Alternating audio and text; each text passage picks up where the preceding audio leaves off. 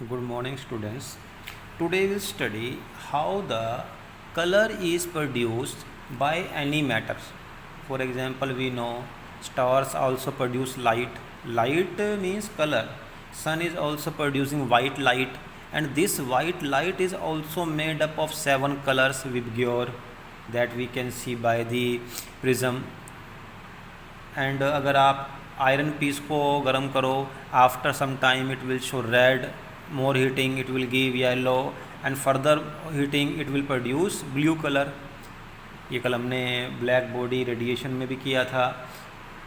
Now how means by heating iron is producing color, how the stars are giving light in the form of color.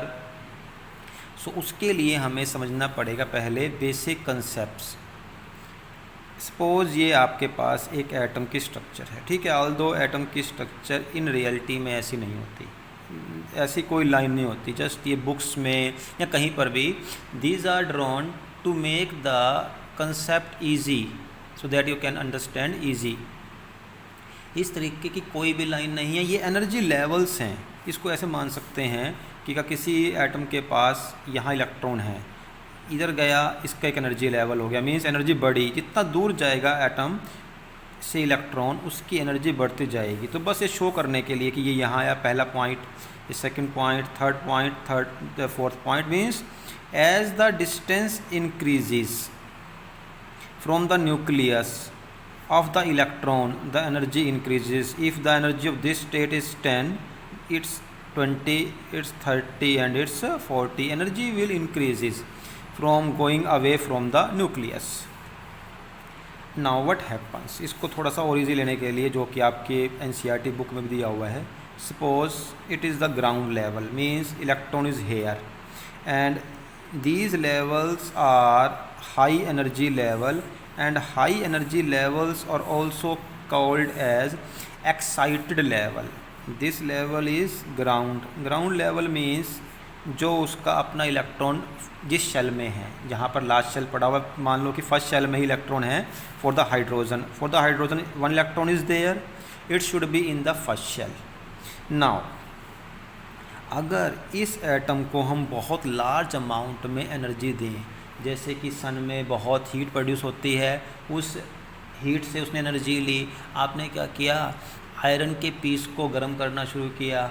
By taking that thermal energy, heat means thermal energy, bye absorption of thermal energy the energy of the atom will increase, and bye gaining that energy ये जो electron है ये jump करके यहाँ भी पहुँच सकता है. It can reach here, it can reach here or here also, means by taking the energy electron jump from the ground level to the excited level, maybe this any level. now आप कहोगे कि atom तो एक ही है तो इतने सारे level कैसे. एक्चुअलिटी में एटम एक नहीं है. अगर आपके पास इतना भी पीस है आयरन का तो इसके अंदर trillions, means you can't count, इतने एटम होंगे. सो इवन अगर हम बात करें कॉपर की, तो कॉपर के 63.5 ग्राम के अंदर 6.022 इंटू 10⁻23 एटम्स होंगे 1 मोल, क्योंकि इसका मोलर मास है 23.5.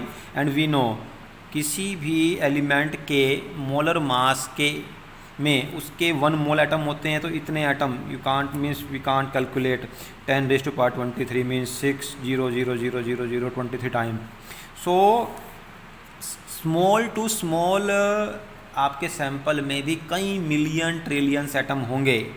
तो अब उसमें से क्या होगा, जस्ट सपोज हमारे पास 10 लाख एटम्स हैं, ओके, 1 मिलियन एटम्स हैं. although this amount is very less, but we are taking out of this 10 million, 2 million atoms will jump to first energy level, 2 million will jump to this level, 2 million will jump to this, like this, means randomly they will group into different energy levels. तो यहाँ से means जो आपके पास sample में atoms हैं, कुछ की energy इतनी बड़ी, कुछ की इतनी, कुछ की इतनी, कुछ की इतनी, ठीक. एंड जब इन्होंने एनर्जी गेन की तो ये ग्राउंड से कहाँ पहुँच गए, एक्साइटेड स्टेट पर। This state is known as excited state, this state is also excited state. And one thing जो आपको हमेशा रखनी है याद, electrons are never stable in the excited state. जब इलेक्ट्रॉन ने एनर्जी ली वो यहाँ तो पहुँच गया, बट यहाँ कभी भी स्टेबल नहीं रहेगा। इट विल कम बैक, अगर वो यहाँ पहुँच जाए तो यहाँ से दोबारा वापस आएगा, because high energy states are unstable, high energy states are unstable. तो अब इफ़ सपोज कि 2 मिलियन एटम्स ने 2 लाख एटम्स यहाँ से जंप कर करके 2 लाख एटम यहाँ तक पहुँच गए, तो वापस वो कहाँ हैं, नीचे भी आएंगे। एंड जब वो वापस आएंगे तो क्या करेंगे, एनर्जी को रिलीज़ करेंगे। नेगेटिव मीन्स उन्होंने अपनी एनर्जी को रिलीज़ किया। अब जो वो एनर्जी रिलीज़ हुई और इलेक्ट्रॉन वापस आया, electron will come in the form of wave. जो हमने पहले बात की थी व्हाट इज़ वेव, वो कंसेप्ट यहाँ काम आएगा। एक्चुअल में वेव कंसेप्ट आपके सिलेबस में नहीं है, बट आगे फर्दर आने वाले कंसेप्ट्स के लिए उसको हमने वहाँ किया था। तो जो इलेक्ट्रॉन है, क्योंकि उसका साइज़ बहुत छोटा है, वेरी वेरी स्मॉल पार्टिकल, और स्मॉल पार्टिकल जब भी मूव करेंगे they move in the form of wave. अब जब ये वेव की फॉर्म में वापस आएंगे तो क्या करेंगे, एनर्जी लूज़ कर रहे हैं। हमने बात की थी जब ये एनर्जी लूज़ करेंगे और वेव की फॉर्म में आएंगे तो इस वेव की कुछ वेवलेंथ भी तो होगी, ठीक है ना। वेव की हमेशा क्या होती है, वेवलेंथ।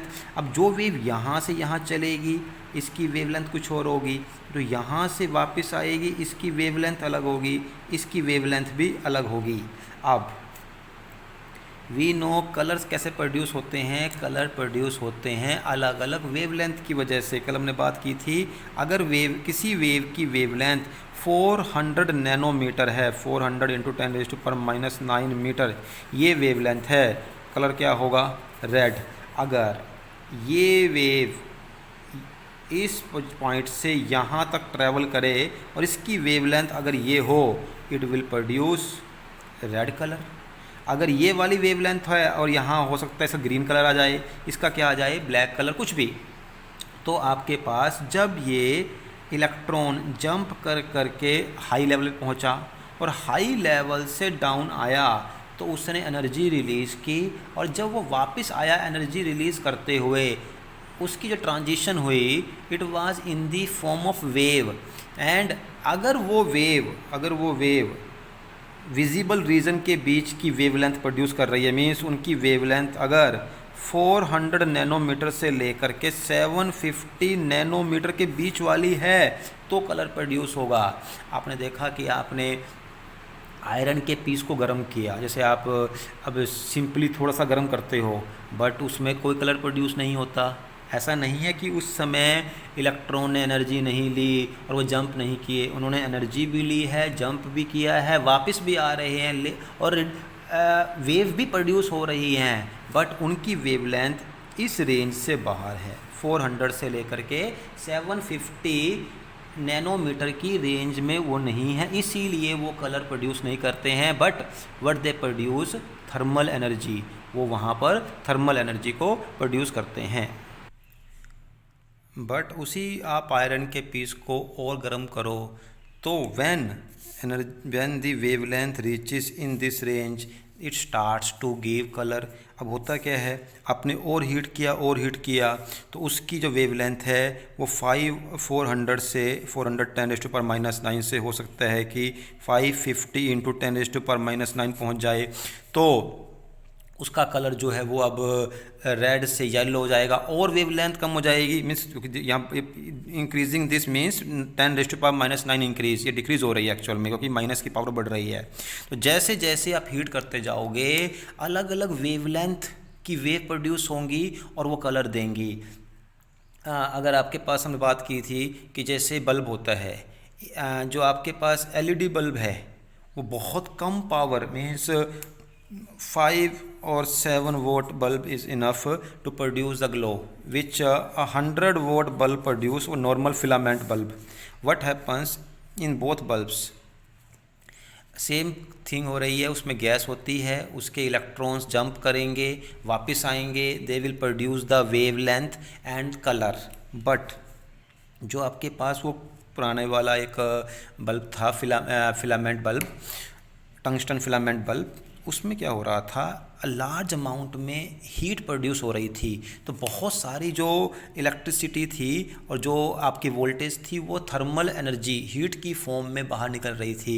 इसीलिए इलेक्ट्रॉन्स को जंप कर करके एक ऐसी वेवलेंथ प्रोड्यूस करने के लिए हाई वोल्टेज में करंट की रिक्वायरमेंट थी।